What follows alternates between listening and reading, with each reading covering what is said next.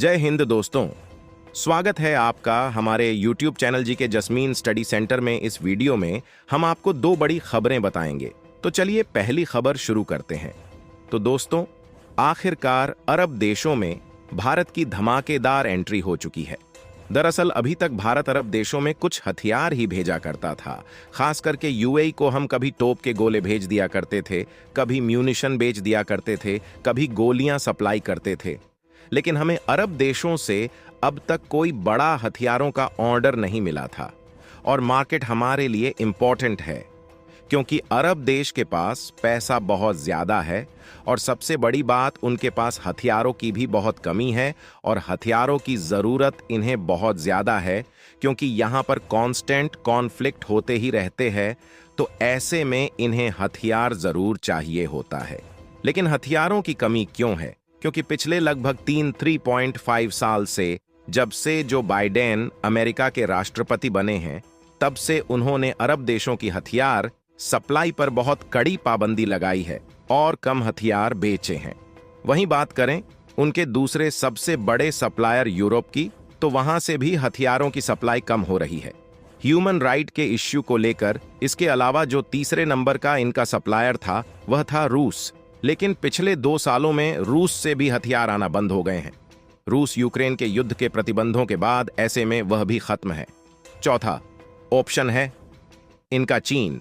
दरअसल चीन के हथियारों की 3 शानदार खूबी है जिससे इनकार नहीं किया जा सकता है। पहला है अवेलेबिलिटी, उनके हथियार उपलब्ध रहते हैं। दूसरा सस्ता, कीमत में बहुत कम होते हैं। और तीसरा डिलीवरी बहुत ही ज्यादा फास्ट करता है।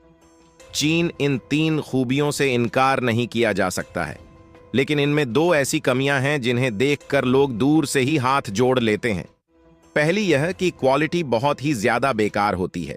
दूसरा यह है कि अगर आपने क्वालिटी के बावजूद हथियार खरीद लिया तो वह हथियार आपके लिए काम करेगा या चीन के लिए, या किसी को भी नहीं मालूम होता है, क्योंकि चीन के हथियार दूसरे देशों पर सर्विलांस के लिए भी इस्तेमाल किए जाते हैं। इसलिए चीनी हथियारों से आजकल लोगों ने दूरी बना लिया है। वैसे भारत के लिए यह मार्केट तो सुनहरा था, लेकिन भारत इस मार्केट को अच्छे से एक्सट्रैक्ट नहीं कर पा रहा था। लेकिन अब भारत को अरब देशों से एक बहुत बड़ा ऑन ऑर्डर मिल चुका है। बता दें कि रिपोर्ट निकलकर सामने ये आई है कि अरब वर्ल्ड का एक इंपॉर्टेंट देश और भारत का बहुत ही ज्यादा करीबी अरब देश ओमान, जो कि यमन के साथ अपनी सीमा साझा करता है, वह पिछले 1.5 साल से बहुत ज्यादा परेशान है क्योंकि यमन और ओमान एक लंबी सीमा साझा करते हैं और यमन के अंदर आजकल हूती विद्रोहियों का संपूर्ण कब्जा हो चुका है। और हूती विद्रोहियों को ईरान भारी मात्रा में ड्रोन सप्लाई कर रहा है और मिसाइल दे रहा है, जिनका इस्तेमाल आज की तारीख में हूती विद्रोही या तो इजराइल के खिलाफ कर रहे हैं या फिर उनके पास से जाने वाली सामान ढोने के शिप्स पर, जैसे कि पिछले कुछ दिनों पहले हमला हुआ था, तो अभी उनमें इस्तेमाल हो रहा है। लेकिन ओमान को डर यह है कि इजराइल और गाजा का ये जो कॉन्फ्लिक्ट चल रहा है, आज नहीं तो कल खत्म तो हो ही जाएगा। और जब यह खत्म हो जाएगा तो यमन के हूती विद्रोही इनका इस्तेमाल उसके खिलाफ कर सकते हैं।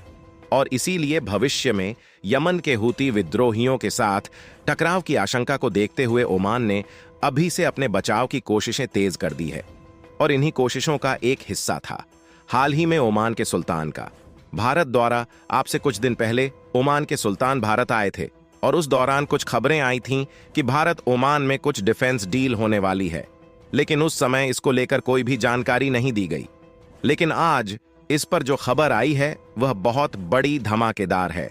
दरअसल कई रिपोर्ट्स में यह बताया जा रहा है कि भारत की जो सबसे बड़ी हथियार निर्माता कंपनी है BDL, जो सबसे ज्यादा हथियार बेचती भी हैं, उसने यह इंफॉर्मेशन दी है कि वह 2 अननोन देश के साथ आकाश मिसाइल डिफेंस सिस्टम की डील को लेकर अंतिम फेस में पहुंच चुकी है और यह डील कभी भी क्लोज की जा सकती है, यानी कि कभी भी कंप्लीट हो सकती है। और इनमें से एक देश के साथ तो ये ऑफिशियली कंप्लीट हो भी गई है और उस देश का नाम है आर्मेनिया।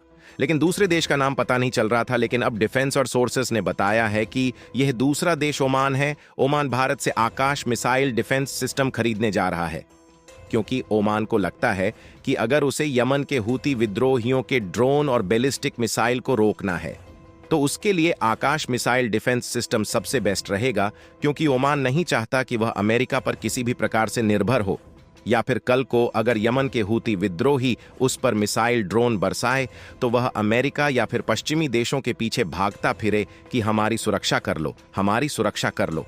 ओमान ऐसा नहीं चाहता, इसीलिए वह भारत, जो कि ओमान का क्लोसेस्ट फ्रेंड है, उससे आकाश मिसाइल डिफेंस सिस्टम चाहता है, ताकि एयर डिफेंस के मामले में ओमान आत्मनिर्भर हो जाए। हालांकि ये तो पता चल चुका है कि भारत ने जो आर्मेनिया के साथ डील किया है वह करीबन 6000 करोड़ की है, लेकिन ओमान के साथ कितनी बड़ी डील है, कितने आकाश मिसाइल डिफेंस वह खरीदेंगे, इसकी जानकारी आने वाले कुछ समय में हमें पता चल जाएगी। वही दूसरी खबर निकल के सामने आ रही हैं, वह यह है कि भारत के पहले स्टेल्थ हथियार ऑरा, जिसे घातक के नाम से भी जाना जाता है, उसमें खबरें बहुत तेजी से शुरू हो रही हैं। आपको याद होगा कि पिछले हफ्ते ही इसका बहुत बड़ा ही टेस्ट लिया गया है और उस टेस्ट के बाद इसकी पूरी वीडियो जारी किया है। लेकिन फिलहाल ऑरा पर खबरें तेजी से आना शुरू हो गई है, क्योंकि इसका जो डेवलपमेंट है वह अपनी अंतिम और निर्णायक चरण में पहुंच चुका है और अब इसकी सारी चीज फाइनल्स होना शुरू हो चुकी हैं। और इस खबर इशारा आपको आज की वीडियो में मिल जाएगा, क्योंकि आज की खबर इसकी अंतिम चरण से जुड़ी हुई है।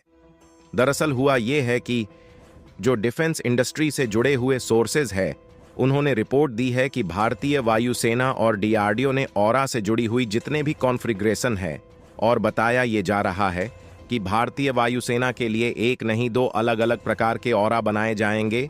इन दोनों वेरिएंट को तैयार करने में 8000 करोड़ रुपए खर्च होंगे। हमारे हिसाब से तो ये बहुत ज़्यादा रिजनेबल है, बल्कि बहुत ज़्यादा कम है। अब आप कहेंगे कि 8000 करोड़ बहुत होते हैं, कम नहीं होते, तो हम आपको उदाहरण देते हैं जिससे आप यह समझ जाएंगे। दरअसल अमेरिका ने ऐसे ही यूसी तैयार किया है, जिसमें 12 से लेकर $14.5 बिलियन उसके डेवलपमेंट में अमेरिका ने खर्च किए हैं, और जो भारत की डीआरडीओ है वह सिर्फ 8000 करोड़ कह रही है, यानी कि $1 बिलियन भी नहीं होते हैं। ये अगर आपको $8 बिलियन में पहुंचना है तो लगभग 835 करोड़ रुपए बैठते हैं भारतीय रुपए में। इसका मतलब यह है कि जो डीआरडीओ के जो वैज्ञानिक है वह 15 गुना कम खर्चे में एक ऐसा स्टेल्थ हथियार तैयार कर लेंगे जो पूरे के पूरे पाकिस्तान के आसमान को डोमिनेट करेगा। पाकिस्तान इसके मुकाबले कुछ खड़ा नहीं कर पाएगा आने वाले 20-25 सालों में भी, और इसके आने के बाद आप चाहे हर 2 हफ्ते में करवा लेना। इसीलिए 8000 करोड़ रुपए इसके लिए कुछ भी नहीं है। हमारे हिसाब से तो सरकार को जल्द से जल्द फंडिंग स्टार्ट कर देनी चाहिए। दोस्तों, इस वीडियो को यहीं पर खत्म करते हैं। आपको यह वीडियो कैसी लगी? अच्छी लगी हो तो इस वीडियो को एक लाइक जरूर करें और अपने दोस्तों को भी शेयर करें, ताकि उन्हें भी जानकारी मिल सके। और अपने भरोसेमंद चैनल को सब्सक्राइब जरूर करें और बेल आइकन को ऑल पर सिलेक्ट करना बिल्कुल ना भूलें। मिलते हैं किसी और नॉलेजेबल वीडियो के साथ। इस वीडियो को अंत तक देखने के लिए धन्यवाद।